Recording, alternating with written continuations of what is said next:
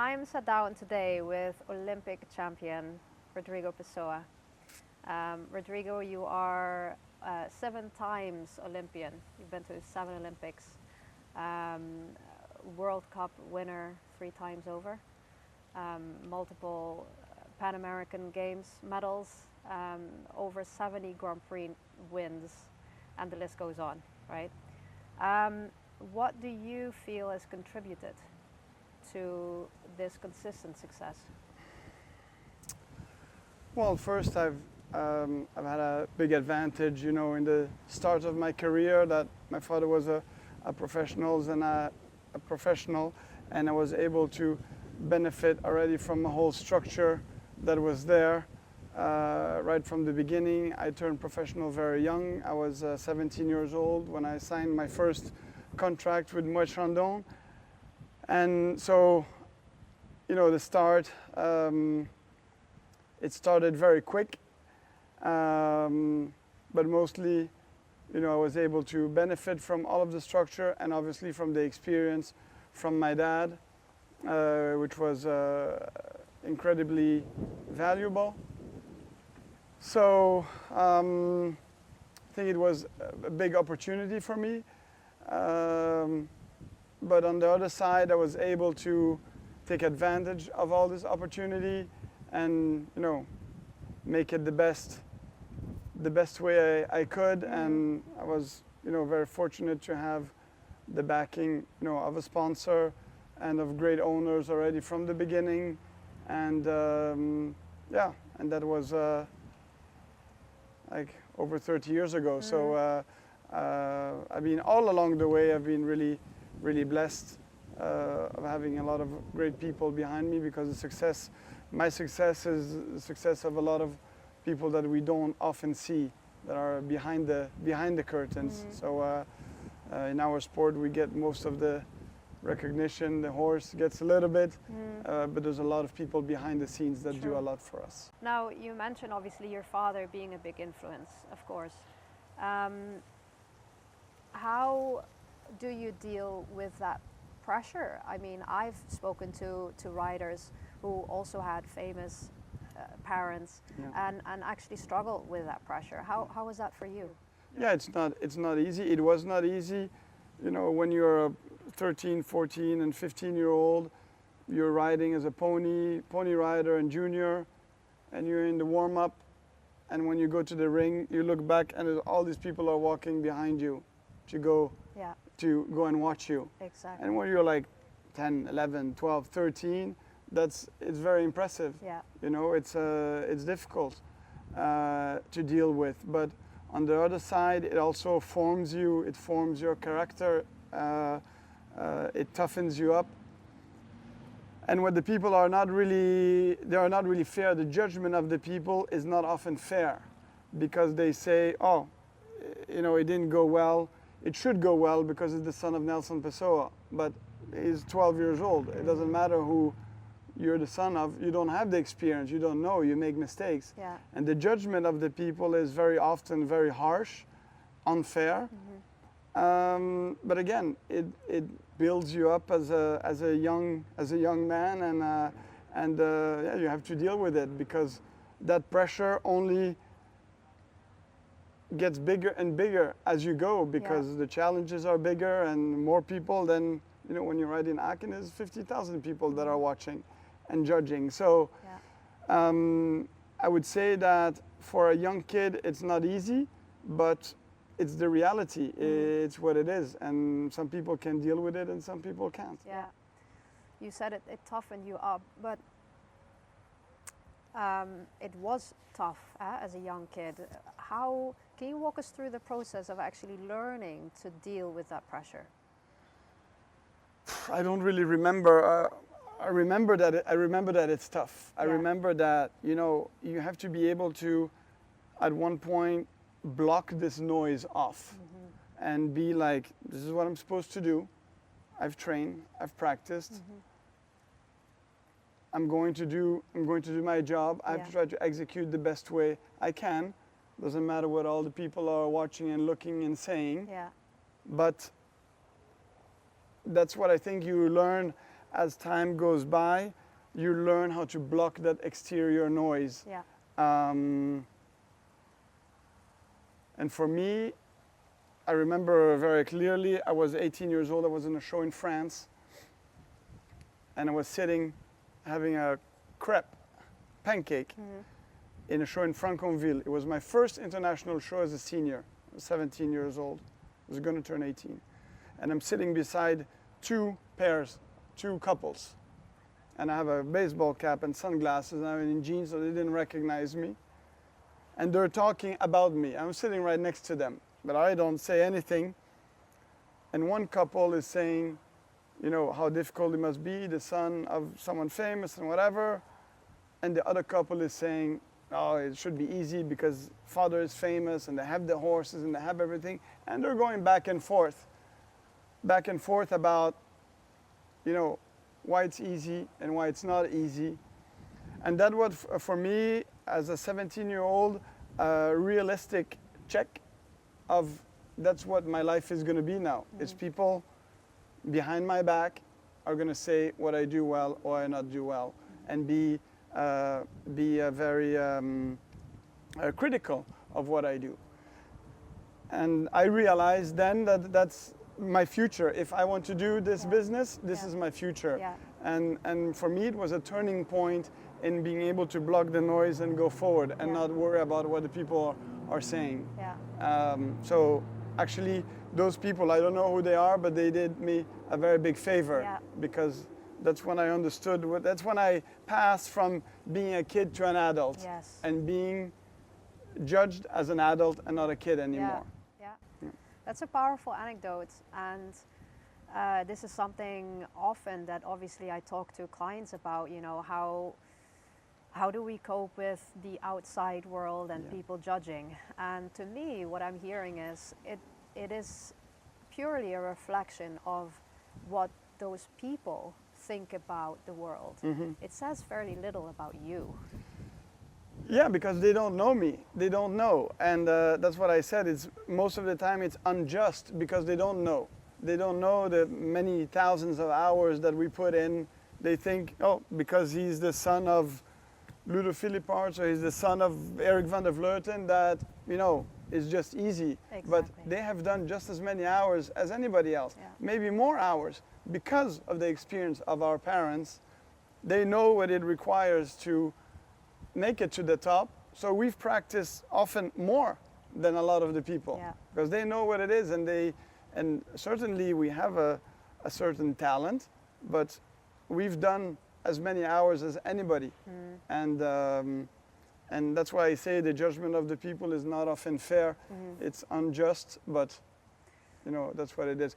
And back then, I would say that it was very different from now. There was no social media, there was no telephone, there was nothing. It was, you know, now it's a very different world what our kids and our students are growing up in. It's very, very different from what we're accustomed to, but different times, different problems. But it's true what you said, that at the end of the day you need to learn to deal with that pressure, because that is also part of the sport. Did you have any kind of help at the time? No, at the time, no, because there was not much. It's just yourself figuring out who you are, what you need, what are your. And in the beginning, obviously, it's difficult, and in the beginning, you definitely crack. You know, there's cracks. But then you have to be able to, you know, fix these cracks, understand yourself, what works for you, and then afterwards is control of your, knowing how to control your emotions. Nice. Yeah, powerful. So learning actually learning about yourself, who you are, and then realizing that outer judgment will always be there regardless. Always. And it's up to you how you deal with it, blocking out the noise and blocking out the emotions and staying focused. Yeah. You know, our sport is not as in the media as golf or tennis, Formula One or soccer or whatever, where you have these pundits that after the game, they are there and they do the analysis and they are very critical positive, negative, or whatever. And some sports people, you know, they watch that and they listen. We don't have that. You know, we are not it's not a mainstream media. It's only the specialized media where when people write about you, it's only write about the good things. They write a nice article because you won and they are throwing flowers. Yeah. So I think that in a way, for us, it's not as complicated to find out who you are because you don't have that negative thing on Mondays where they are analyzing and taking to pieces everything that happened. Yeah. You know? Yeah. Us, we don't have it. It's our self-analysis that puts you into the next week and how to get better, and or your entourage, your small entourage, the people that work with you are doing the decryption of what went wrong or what went well. Yeah. So we are very lucky in that way, is that we are isolated from the eyes of pundits. Yeah. But I can see it. I follow a lot of other sports. They are like analyzing everything, and often, you know, there's only one winner, so you know, they only talk good about the one person or the team that won. Yeah. But there's, you know, all the other people that competed that get taken to pieces why they didn't win. Yeah. You know, so in a way, I think our sport is not in the mainstream media. For that, it's great because you don't get that harsh beating on the Mondays and before other competitions. But on the other side, we're not as popular as other sports. You once told me that when you're in the ring, you need to really commit and fight for it. Would you say that's something that you're really strong at yourself? I mean, with the experience with over so many rounds, I think that you can now know what is necessary to do. If you have done your work at home well and you're ready to compete at the highest level, normally it should go kind of smoothly. But we are dealing with a live being that you don't know, you know, so some things could come up and you have to solve the situation one way or another, and you have to fight for, you know, for a result. So it does happen because, you know, again, the horse might not be in their best day, and you're maybe still in the perfection, trying to perfect something, perfect a combination. You're not yet 100% together with the horse, so it needs to. It's a practice. It's a constant practice and getting better game. Always. I think that the perfection is never there. You always want to try to strive for the perfection, but it's very difficult. So in the ring, most of the time, you know, something is going to happen and you have to solve the situation because you don't have a second chance. Like other sports, you know, you can lose 2 sets in tennis and turn around and come back and win. Or you can be 3-0 down at halftime and go to the locker room, come out and still win the game. For us, we have 60 seconds. If you hit the jump, it's over. Yeah. So in that aspect, our sport is ruthless because you have no second chance and you can't rely on the luck. You need a little bit of luck because sometimes you have a little touch and luck needs to be on your side, but you can't rely on it. What I hear you say is that fighting for it was something that you had to train, learn over time. Is that right? It depends how bad you want the result. Okay. You don't want the result that bad, you don't fight, and then you don't get the result. But if you want the result, then you really need to go dig deep to some level, you know, depending on how good your homework also at home is done. Some horses you need to dig a little bit more. Some horses you're in the class and maybe it's a little bit more than what they can do, and then you have to press a little bit more and you ride a little bit more to get the result, you know. So yeah, it depends how badly you want the result. Yeah, I think that's a really good point. However, a lot of people watching might be thinking, well, I really, really want it. And yet, that digging deep it's a concept that I often try to explain to my clients, but how would you describe that? What does that mean for you? Yeah. Really want it is not enough. Really want it, there's much more than I really want to do this. There's so much more also behind the scenes that you need to put yourself in a position where you can maybe obtain a good result. A lot, you know, the training, the follow up with the horses and the good shape, the preparation, where you want to go, the peak for that day, all of that is part of I really want to do it.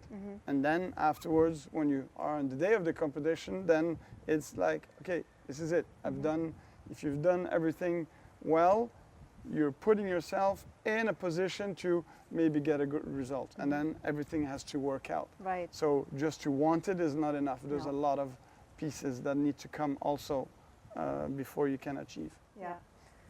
Where else in life do you, I mean, do you apply this outside the riding too, in life in general, the digging deep, the fighting for it?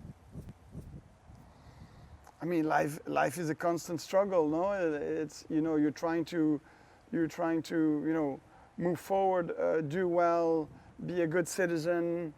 You know, we teach, we try to help people in achieving their goals and dreams. You raise kids.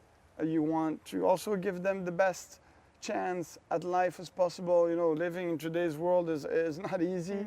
A lot has changed. So I think it's our everyday life that you have to try to, you know, put yourself in the best position possible. Mentally, physically, spiritually, all of that contributes for a nice and peaceful and good existence.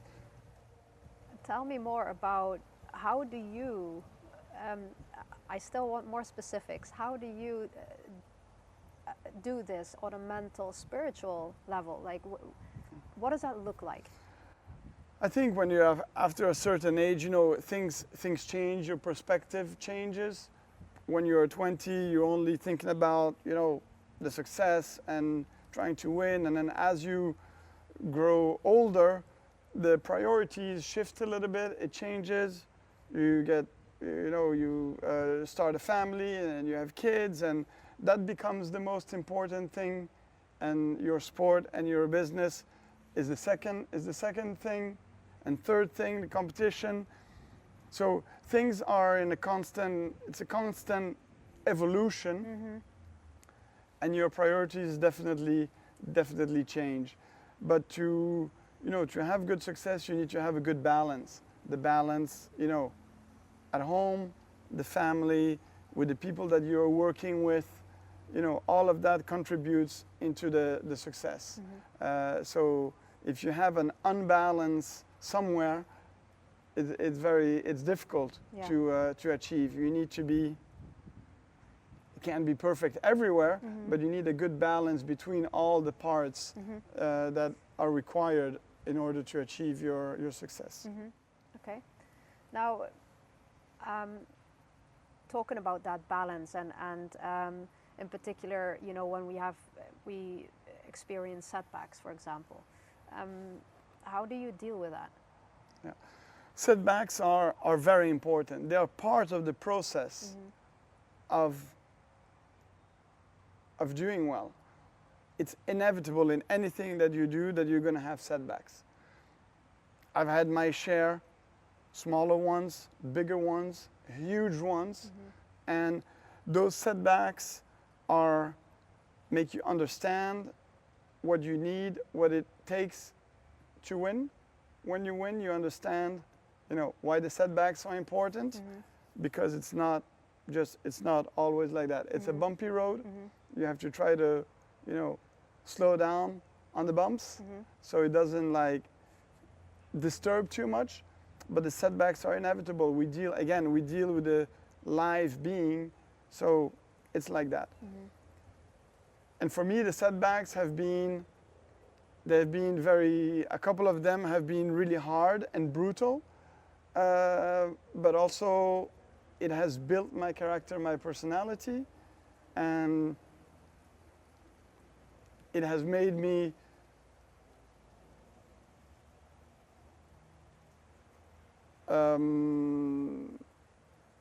give more value to the victories and to the good moments. Again, it's a good balance, and it's a balance that is necessary. Sometimes the setbacks are hard to overcome. You overcome. It's not like there's no death of anyone, so you overcome the setbacks, but they are hard. They are hard, and you need to there is where you really need to dig deep into yourself to get back to work and go again. And so I've had a couple of hard ones, but that's what life is about. Is everybody says it's not about how many times you fall, it's how many times you get up, and you need to get up and move forward and move the needle forward, and because that is everyday life. You have setbacks. Yeah. Can you give us a specific example of a particular setback that was particularly hard and how it shaped you? Yeah. My biggest setback was Sydney 2000. The horse was in super shape. On the Nations Cup jump, 3 clear rounds. We went in the jump off, we won the bronze medal.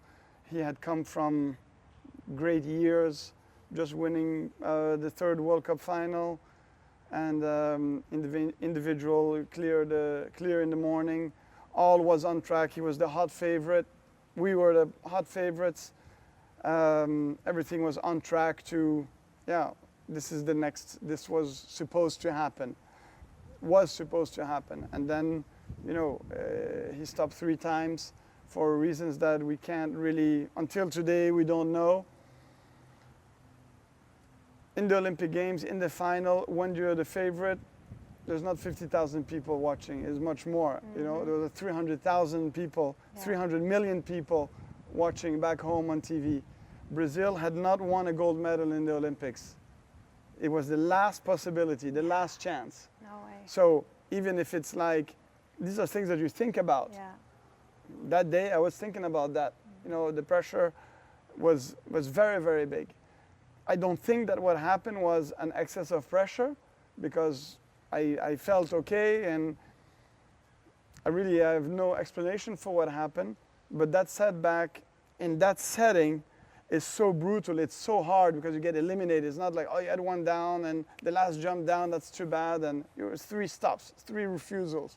It's brutal. It's like a car crash, and it's a total of the car, but you don't die. You come out of the car. And then what do you do? Yeah. What did you do? So there, there's a lot of nights, a lot of sleepless nights, a lot of doubts. You start to doubt, and you start to move.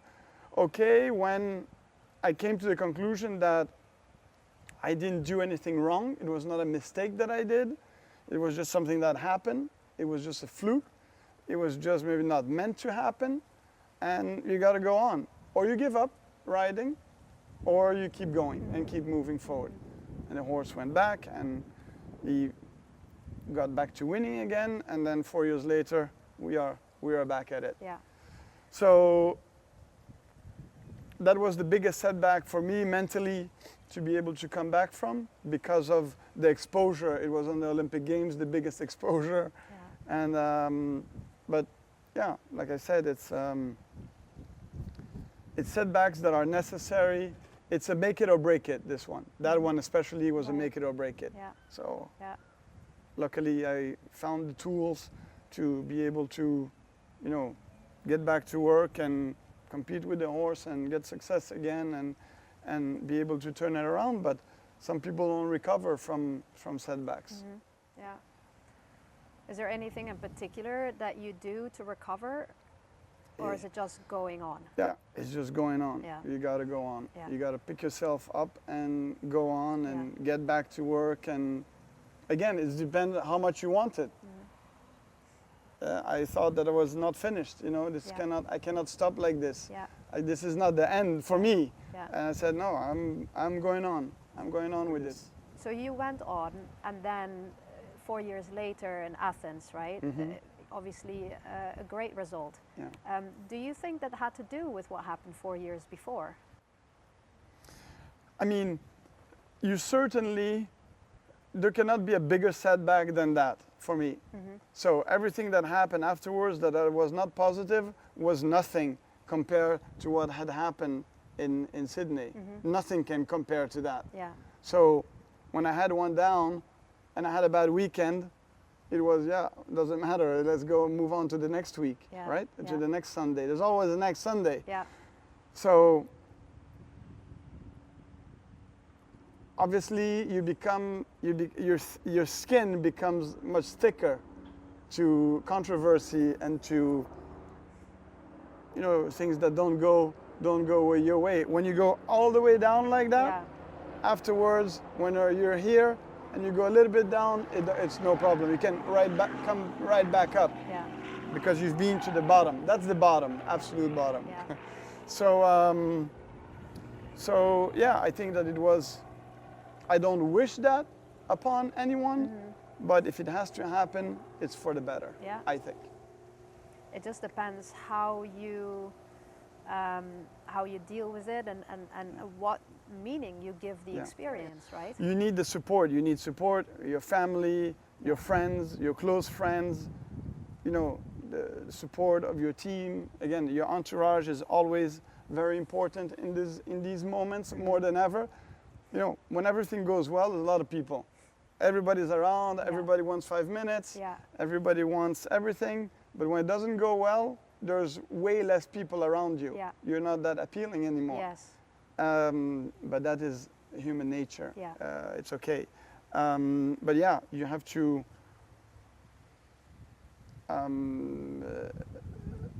use the tools that you have, and that's family and friends to, you know, keep you together, that close circle, and keep moving forward. What do the horses mean to you? I mean, it's very interesting to me. When I was younger, horses were more like, I thought of them more as a tool. It was my tool to work, and today this has changed very much. You try to understand much more, and you are much closer to them, and you get them really sensitive about some of them. You know, you overprotect some. When you have your favorites, you always find excuses for them. It is really I think why our sport is so special is because, again, it's a living being, and it's such an incredible thing what they do for us. And normally they're born to be running in the wild, and we are here tacking them up, putting saddles and jumping fences, colored sticks up and down, going like crazy fast and everything. It's like, when you think about it, it's really crazy what we ask the horses to do. But okay, that is the sport, that is what it is. So you give much more importance to the horse as you go on. And then there's horses that you attach yourself more to, and some that you attach yourself less to. So that's, I think what makes this sport like so special is the contact with the horse. It's not a racket, it's not a boat, it's not a car. It's something that is alive under you, and I think that's what makes it so magical. Would you say that now, because you have more understanding of what the horse really does for us and how important the horse is, not really seeing it as a mere tool, would you say that as a result you now also not only value that more, but spend more time to develop that connection? Yeah, I think that, you know, the time to develop is, you have to put the time in. You know, nothing is done, you know, nothing is ready.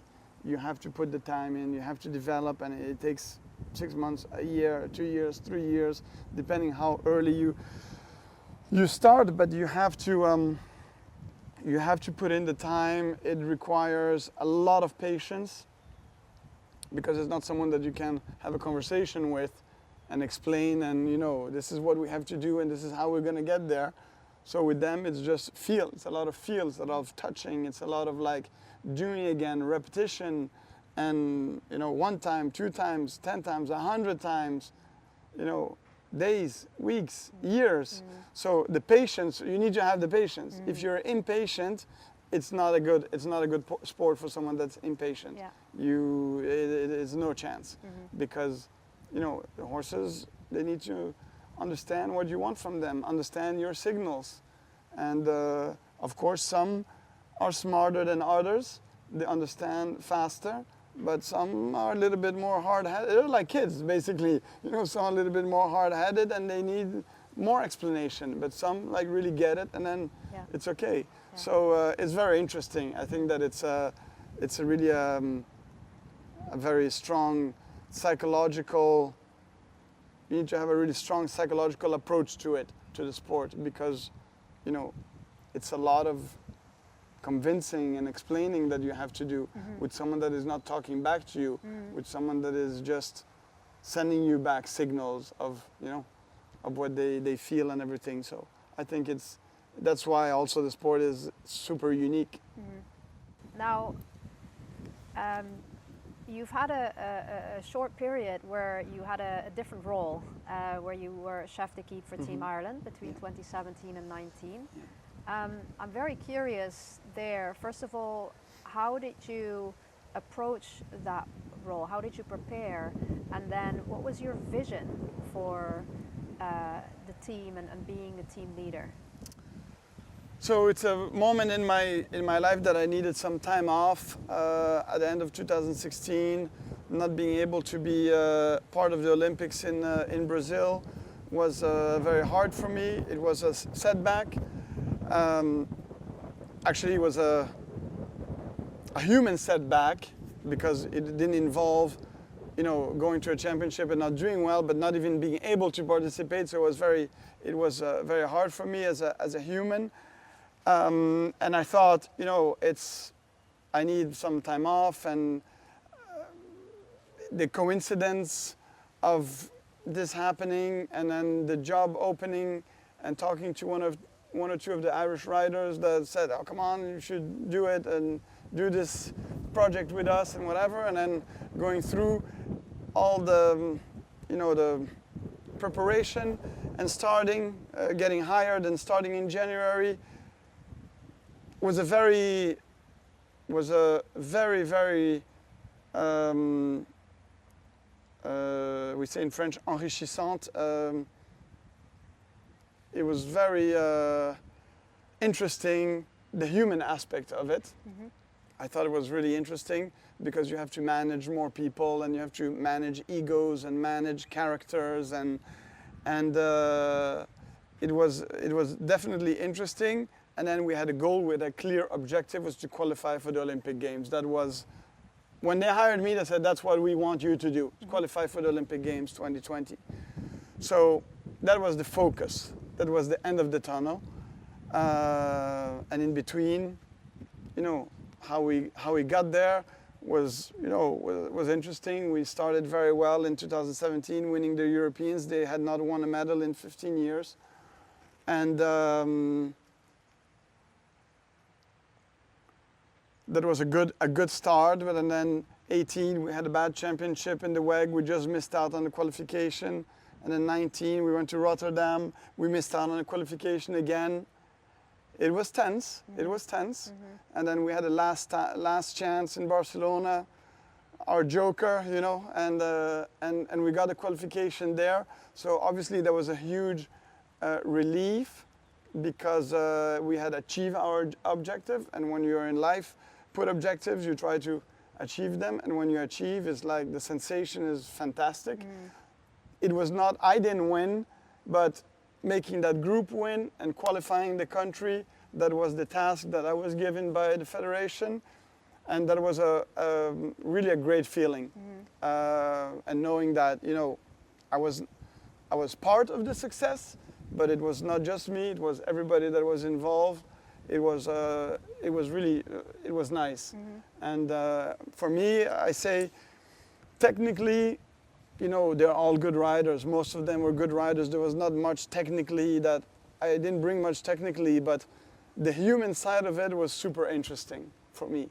And and knowing how to deal with everyone, and moving them around and getting them to do what I wanted them to do, and making them think that that's what they thought that was the right thing for them. Yeah. That was very interesting. The human side of it was great, and I kept a couple of very nice friendships from the time there. With everyone, I can walk by everyone, and with some it didn't work as well, but I can still walk by them and we can still say hello and have a word, and there has been there was no like major incident during the 3 years, and that for me is important. Yes. That I can walk by any Irish guy and they don't walk by me without saying hello. Yeah, That would exactly. have been a failure for me if something like that would have happened. I think we kept a good, nice level understanding of everything, and today I'm happy to say that with a few of them I really have a great relationship. Yeah. I was told that you actually took the group of at the time riders to a team building training. Is Yeah. that right? Yeah. What made you decide to do that? My analysis was the following: they were all good individual riders. They won every Sunday. They could win Nations Cups here and there. But for 15 years they went to championships and they couldn't cross the line. They couldn't get even close to a medal. They were not even fourth or fifth. They were always behind. So for me it was not technical, it was mental, the problem, mentally. So I did take them. I started in the beginning with a mental coach from France that did follow-up, that did analysis of all of them, a psychological analysis, and some of them were very reluctant to it because you are exposing yourself, and they think that he has a diploma and the experience in making people talk. So he's a hostage negotiator Right. in real life. Yeah. So it's not a couple of horse riders that are gonna take advantage of him, and he's gonna be able to extract what he needs from them. Yeah. If you know what I mean. Yeah. So it was good. It was nice tools for me to be able to work with them and understand them better, because it required a psychological analysis that I didn't have. And then we did a team bonding week training camp before the Europeans. And it was very interesting. Things that happened there during that week, conversations that we had were really enlightening. And I think that for Gothenburg, we had a problem there with one of the riders. And on the final day, one of the riders didn't start. I made him not start because it was not going very well. And the 3 others delivered clear rounds and they were able to win. But I think that mentally they were in such a good place that, yes, they rode well. The horses were performing well. But mentally they were in an incredible place. And they could have done anything that day. So I thought, for the championships, they're not delivering. It has to be mental, because technically they're good riders. They have good horses. They can do it. But mentally, the group, as a group, they don't operate well. Yeah. And that was exactly it. Because as soon as we got the mental good, we unlocked a lot of things. Did that create like more of a team spirit? I want to say yes for that week. I want to say yes. That week and that championship, there was an incredible fusion between everyone. And despite we had one problem with one of the riders, that things were not going well for him, the ship stayed on its course and was able to win, despite like something going really wrong within our group. So that to me is valuable. It shows you that really they were in a state that was beyond good. Yeah. Very powerful lesson. Mhm. What advice would you give other trainers and coaches to really get the best out of their students? I think it's to use any tools that are possible, that are at your disposal, to get yourself better and put yourself in a position that you can have success. It's not just training and having a good horse, it's everything, it's the entourage. If the person, most of the mistakes that the riders do in the ring, it comes from stress. It's mental. Because why do they do at home everything good? They can school here perfectly, they ride without any problems, and then they go in the ring and it freezes and we jump much lower and it doesn't go well. Horses, they can jump. Everything is, everything is fine, but it's mental. It's the mental that you can't control your emotion. At the end of the day, everybody is nervous. Everyone. Yeah. Any top competitor is nervous and they have a ball in their stomach. Yeah. Anybody that says otherwise, it's a lie. It's not true. The thing is that there's some that control those emotions better than others, and that's why they win. Yeah. I'm sure.